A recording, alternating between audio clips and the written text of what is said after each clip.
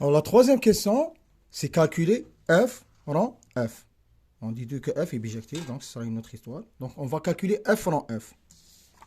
Alors, pour déterminer f rang f, pour déterminer d'une manière générale une application, il faut déterminer l'ensemble de départ, l'ensemble d'arrivée et la valeur de f en nu. La valeur de f en nu, cette valeur, ça c'est pas l'application f. Ça, c'est f de u. C'est la valeur de f en u. Donc, on va calculer f rang f. Alors, puisque f est une application linéaire entre R3 et R3, par exemple, si on veut calculer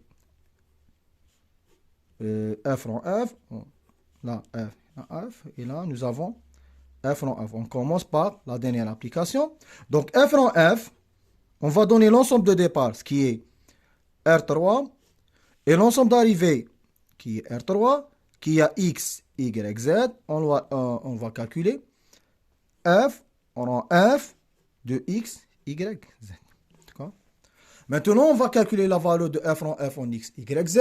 Donc, f en f de x, y, z, c'est égal f de x, y, z. D'accord? Donc, il faut calculer f de x, y, z. Après, on calcule f de x, y, z. Donc, c'est égal à f, cette f, de. On remplace le f de x, y, z par sa valeur, là. Donc, on va trouver moins x plus 2y plus 2z. Il y a beaucoup de calculs. 2x moins y plus 2z. Et la dernière, c'est 2x plus 2y moins z. D'accord? Égal, là.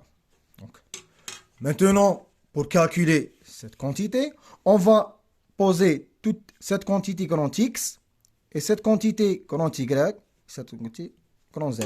On va calculer F de grand X, grand Y, grand Z. Et après, à la fin, on va remplacer grand X par sa valeur, grand Y par sa valeur et grand Z par sa valeur. Donc, c'est égal. Donc, moins grand X, oublions cette quantité, on va appliquer juste la définition de f. Donc, c'est moins x plus 2y plus 2z. Après, 2x moins y plus 2z. Et après, 2x plus 2y moins z. Maintenant, on remplace le x et le y et le z par sa valeur. On va pas faire tous les calculs. On va essayer de faire les choses essentielles. Donc, c'est moins. Le x, ça va être égal à moins x plus 2y plus 2z. Après, plus 2y, c'est 2x moins y plus 2z. Et après 2z, donc c'est 2x plus 2y moins z. Après là, on va calculer cette quantité. Et là, on va calculer cette quantité. D'accord? On va faire la même chose. On remplace le x par toute cette quantité, le y par cette quantité et le z par cette quantité. On ne va pas faire tous les calculs. Donc, par exemple, là, la première composante, nous avons un x plus 4x plus 4x, ça va nous donner 9x. Après, moins 2y plus 2y. Après, moins 2y, ça va nous donner moins 4y. Avec 4y, ça va nous donner 0. Et moins 2z plus 4z moins 2z, ça va nous donner 0. Donc, la première composante, c'est tout simplement 9x. La deuxième composante, si on fait les calculs, on va trouver 9y. Et la troisième composante, si on fait les calculs, on trouve 9z. Donc, ça va être égal 9x, y, z. Donc, f en f, c'est une application de R3 vers 3 qui a x, y, z. On lui associe f en f de x, y, z. C'est égal 9 fois x, y, z. D'accord? Mais, voyez f en f, l'espace de départ c'est R3. L'espace d'arrivée, c'est R3, qui a X, Y, Z. On lui associe cette application f en f de X, Y, Z, c'est égal à 9 fois X, Y, Z. Qui a X, Y, Z, on lui associe 9 X, Y, Z. À vrai dire, c'est quoi cette application? C'est tout simplement l'application identité multipliée par 9. Alors, mais si vous voyez, c'est quoi l'application identité? Identité de R3. C'est l'application qui part de R3 vers R3, qui a X, Y, Z. On lui associe l'identité de X, Y, Z. C'est égal X, Y, Z. Toute application telle que l'image de X, Y, Z, c'est égal à X, Y, Z, s'appelle l'application identité. Vous voyez, cette écriture, ça ressemble à la définition de l'application identité. Donc, F rond F, c'est tout simplement, c'est quoi? C'est 9 fois l'identité. D'accord? Si on calcule 9 fois l'identité, donc 9 fois l'identité, c'est une application de R3 vers R3 qui a X, Y, Z. On lui associe l'identité de X, Y, Z, c'est égal à 9 fois X, Y, Z. D'accord?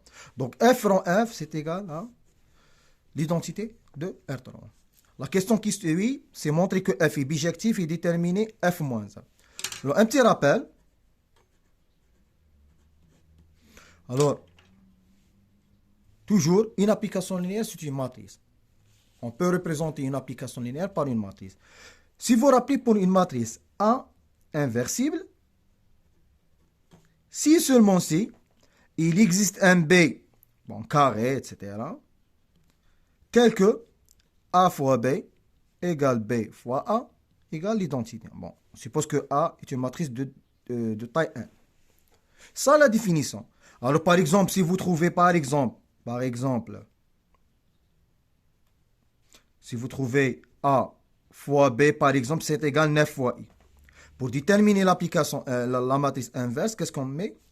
Qu'est-ce qu'on fait? On divise par 9. Donc, c'est A fois 1 sur 9 fois B, c'est égal à l'identité. Ce qui implique que A inversible et cette quantité, c'est A moins 1. D'accord? La même chose pour les applications. F bijective. Si et seulement si, il existe une application G, par exemple, si on suppose que F, allez de E vers F, s'il existe une application G de F vers E, inverse, telle que G rond F, c'est égal F rond G, c'est égal, tel que G rond F, c'est égal l'identité, et F rond G, c'est égal l'identité. Bon, là, c'est l'identité de F. Et là, c'est l'identité de E. Il suffit maintenant de prouver ça. Par exemple, si on a F fois une quantité, c'est égal l'identité. Alors, cette application, c'est tout simplement... Alors, F est bijectif. Et cette application, c'est l'inverse de F. D'accord? Or, d'après notre relation, nous avons trouvé que F rond F, c'est égal 9 fois l'identité de R3. On n'a pas trouvé l'identité, on a trouvé 9 identités. Donc, pour trouver l'identité, il suffit de diviser par 9. Donc, c'est équivalent à dire que 1 sur 9, F rond F, c'est égal l'identité de R3. Mais c'est équivalent.